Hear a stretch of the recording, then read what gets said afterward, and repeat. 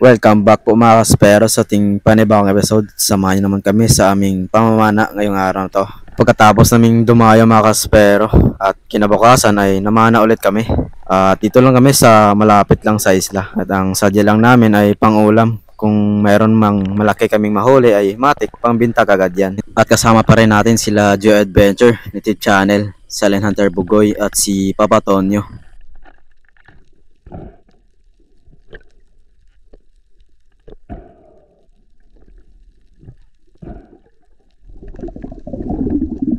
After kong ma-load yung pana mga kaspero ay nag-dive down ako dito kasi may nakita akong giant tree at na-curious ako mga kaspero kaya binaba ko at tiningnan.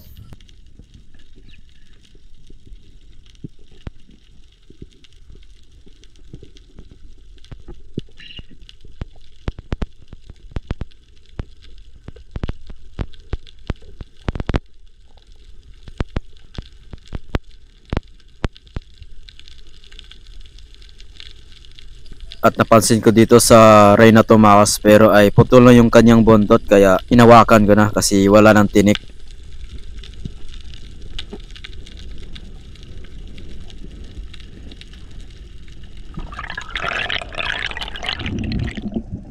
Makalipas ang ilang minuto mga kaspero at nakailang dive na rin tayo pero wala pa rin tayong nahuli at napana gawa ng wala masyadong agos at bait dito sa spot. Kaya nagtry akong mag-ambush dito sa parting malalim mga kaspero, siguro nasa 20 meters ito at maghanap ng mapapana. At swinerte naman tayo sa dive na to mga kaspero.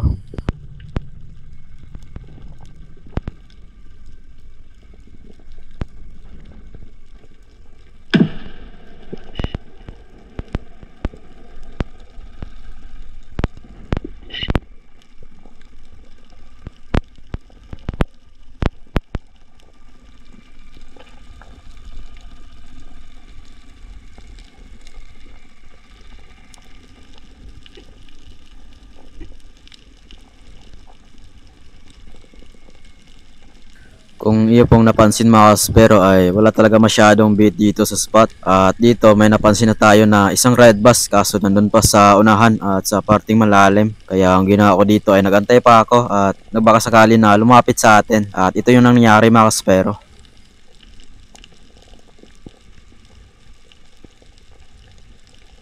At dito mga kaspero napansin ko yung red bass na papalapit na sa atin kaya niready ko na yung pana ko.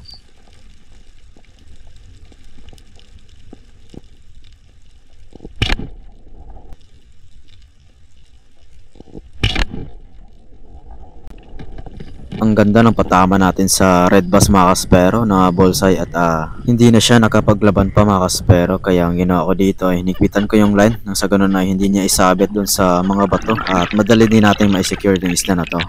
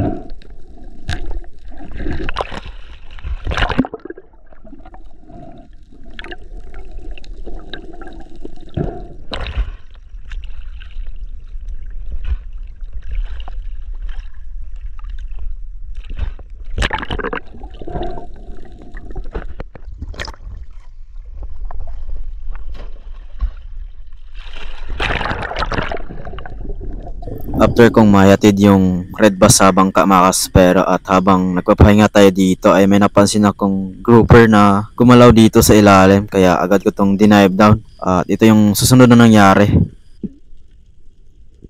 At dito mga kaspero, napansin ko sa grouper ay pumasok sa butas at akala ko hindi ko na makita. Buti na lang mga kaspero ay may isa pang butas at sumilip naman siya at inantay pa niya tayo. At nung bigla siyang gumalaw ay tinira ko na kagad.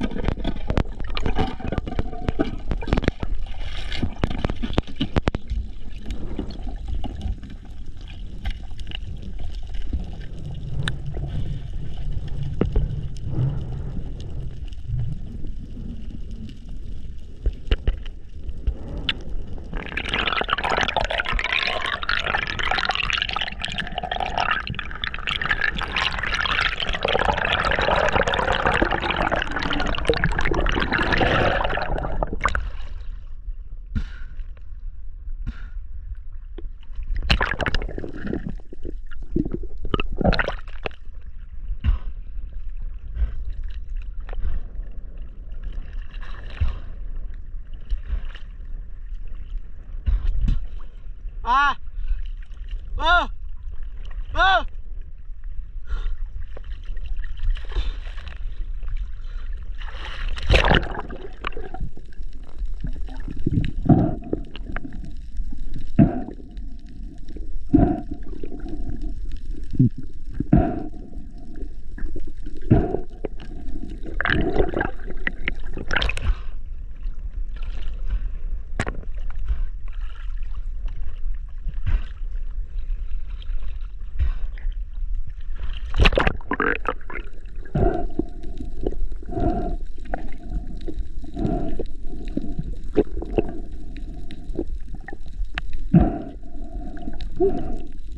Ang pangalawang huli natin mga kaspero sa araw na to isang marble grouper or luba kung tawagin dito sa isla mga kaspero.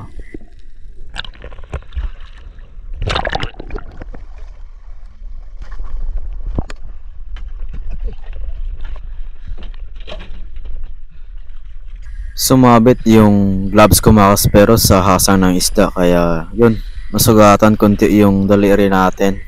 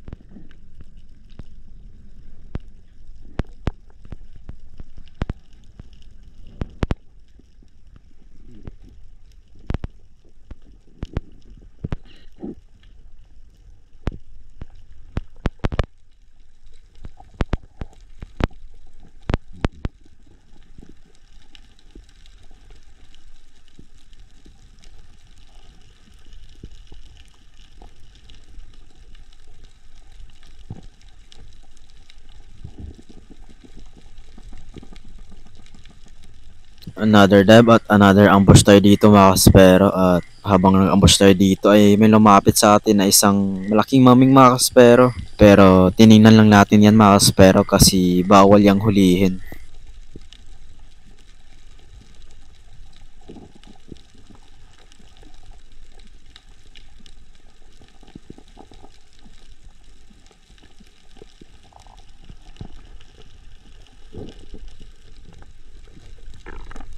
May isang jumpisa na tayo nakita pero paahon na tayo mga kaspero kaya hindi natin pinilit na antayin yan. At pagkatapos nga nito mga kaspero ay bumalik na ako sa bangka kasi tanghalian na din at para makakain din tayo ng tanghalian natin.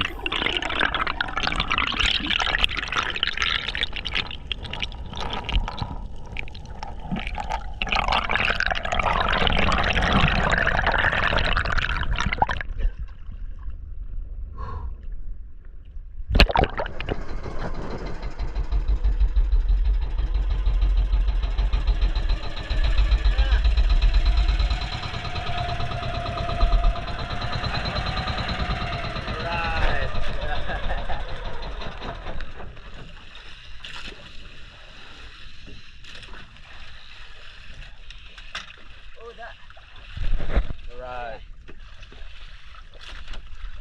Wala. No. Ha? Lingaw. Timog na? Ano po tato? Mahapit po. At least mission accomplished ako today. Mission accomplished. Bro, mission accomplished ako today. Ay. Tingige? Ha? Mission accomplished.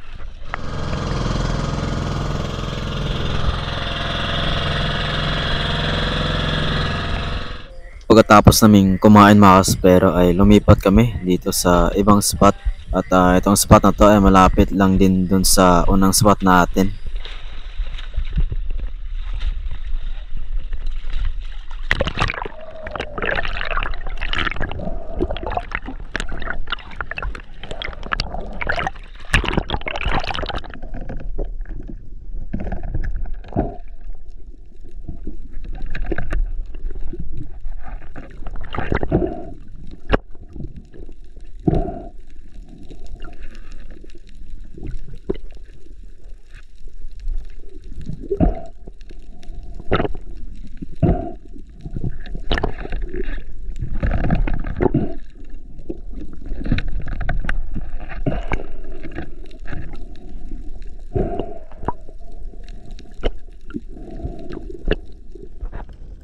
After kong maload yung rubber mga kaspero ay nag-ambush lang ako sa unahan at ito yung napana ko mga kaspero, isang tangigi. Kaso lang hindi natin nakunan ng video mga kaspero, sayang.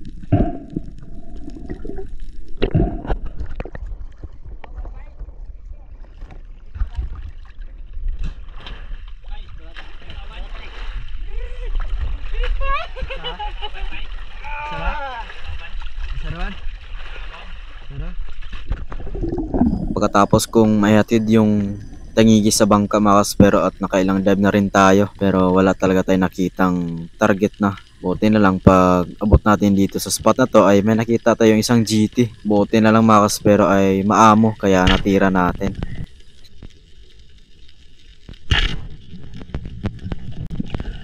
Sa sobrang lapit ng pagtira natin mga kaspero ay yung shop natin ay bumaon doon sa bato at hindi na natanggal. At dito habang lumalangoy yung GT papalayo ay nabaloktot yung shop ko. Kaya pinigilan ko yung GT mga kaspero.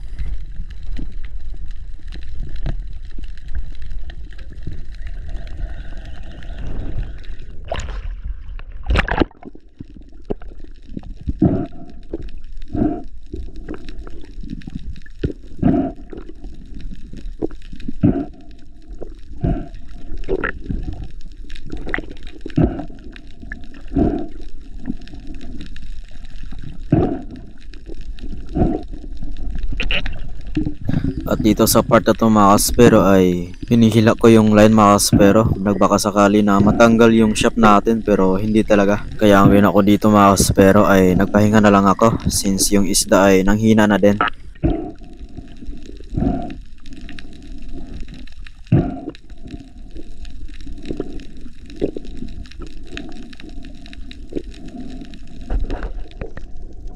After kong makapagpahinga ng maayos mga kaspero ay ayan, nag-dive down na ako para i-retrieve yung bumao na shop natin.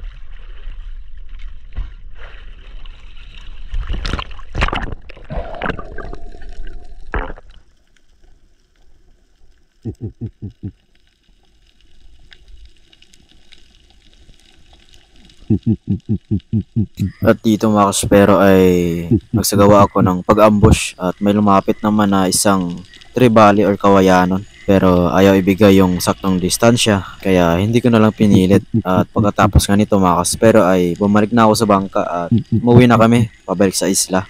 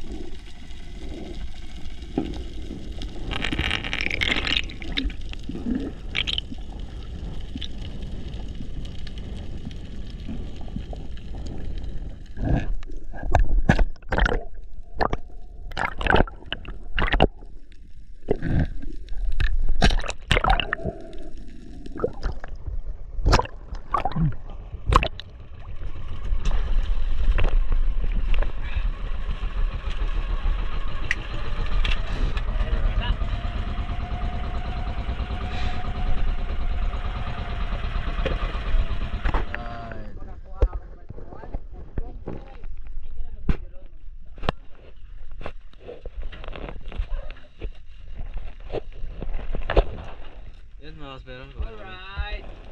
Pagdali tayo ng mamsa. Yeah. Pili natin siya sa isa. Ha? Pili natin siya sa isa.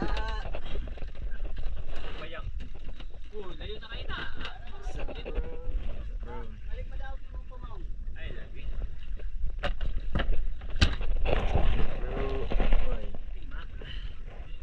Lingso.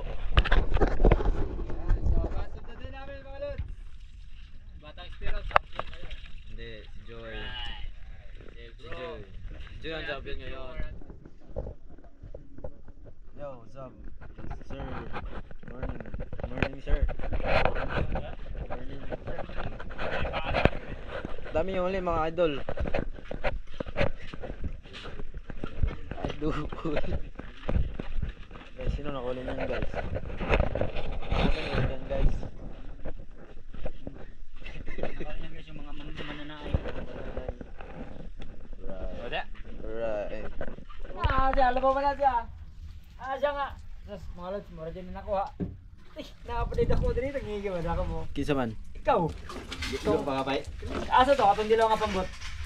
Wala po na inana.